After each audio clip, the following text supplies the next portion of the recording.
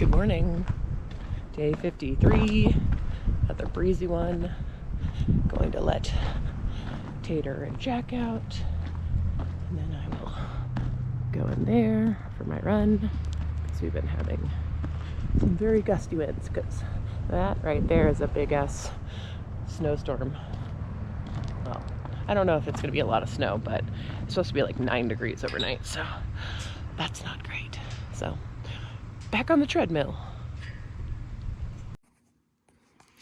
Just trying to write a pack list so that I can start getting packed up for my trip.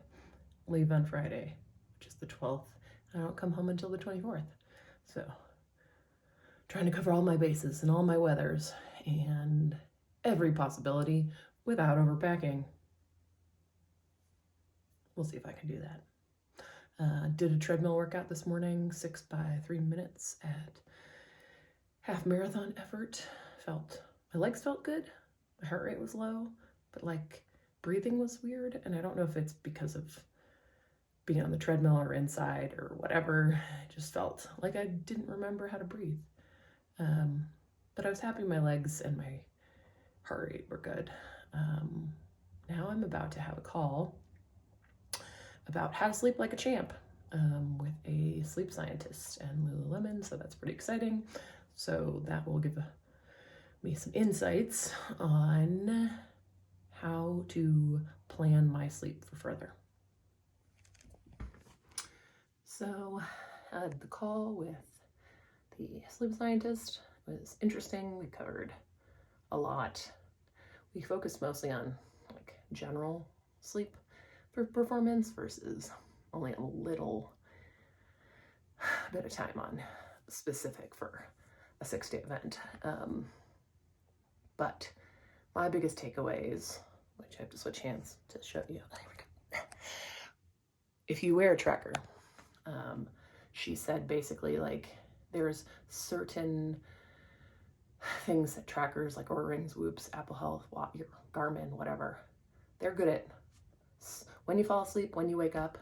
So they're good at kind of total amount of sleep, but they're not as accurate as they purport to be in terms of like which part of your sleep cycle you're in. She said this can be in part because like I didn't actually know this, so I think it's fascinating. In your REM sleep, you can actually move a lot, and so your sleep tracker might think you're awake when you're actually in REM sleep. So that was super helpful because, I focus on, and this is what she also suggested, looking at the long-term patterns of how much you sleep and things like that versus getting obsessed with a single day's score or, reading. I generally look at like how much time I was in bed and my sleep and wake up times, and then, match that up with how I feel. So that was super interesting because sometimes I wake up and I'm like, my Whoop's like, your sleep efficiency was terrible. You were in bed for 11 hours and you only slept for 7. And it's like, some of that could just be the fact that I am an active sleeper, apparently.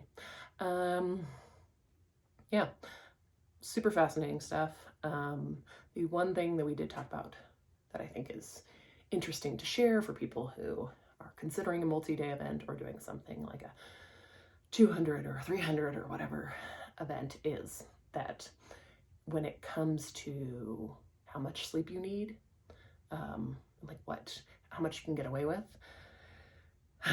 the answer is basically it really depends on the individual.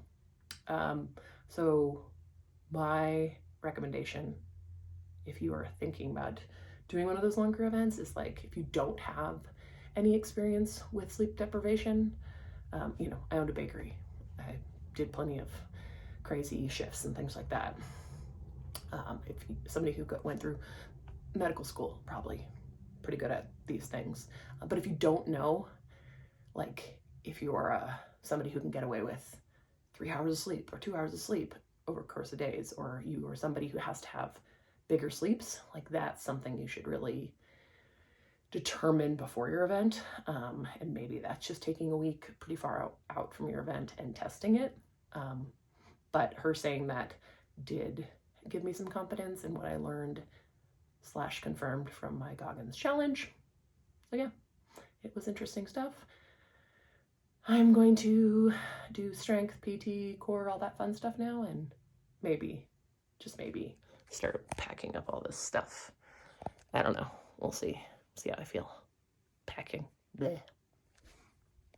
Okay, mostly packed up. I think the funniest thing is this bag, which is all of my clothes, is basically only half full. Meanwhile, that gigantic thing is filled with race stuff. And then this bag, this backpack bag from Lululemon is the best because it's convertible. Has my stuff for Sunday and like a coat and some mobility stuff. Yeah, a lot of stuff, but mostly just that funny guy, which just takes a lot to run 100 miles. You can't just grab a couple gels. Our local gaggle of turkeys is out in our backyard. Well, right at the fence. So let's see if I can capture them on the film. They've gotten so big. There were so many babies, now they're big. Let's be very quiet.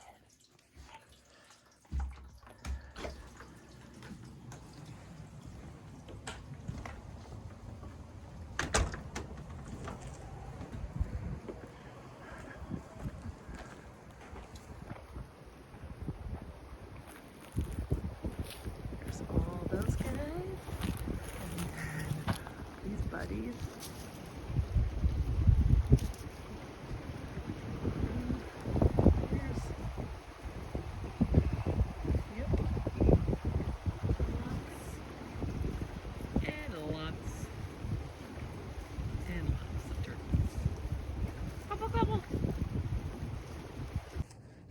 Are you shy, buddy? You shy? Hi.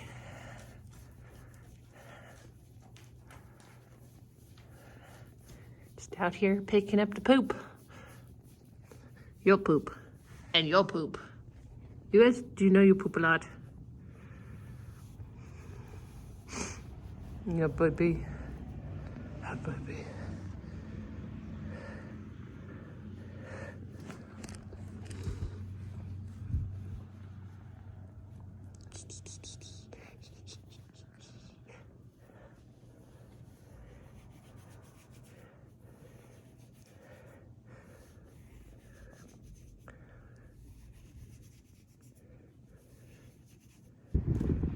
Come on, Bubba. Oh, good boys. My good boys. Yeah.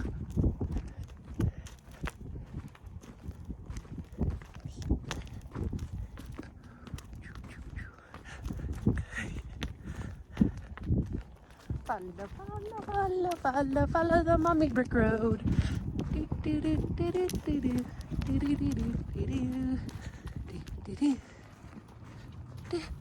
Oh, mommy, I want to catch up. I want to catch up, mommy.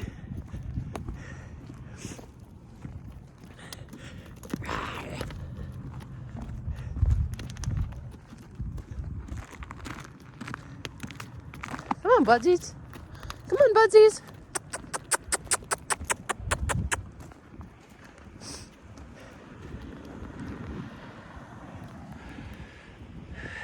Baby wins the race.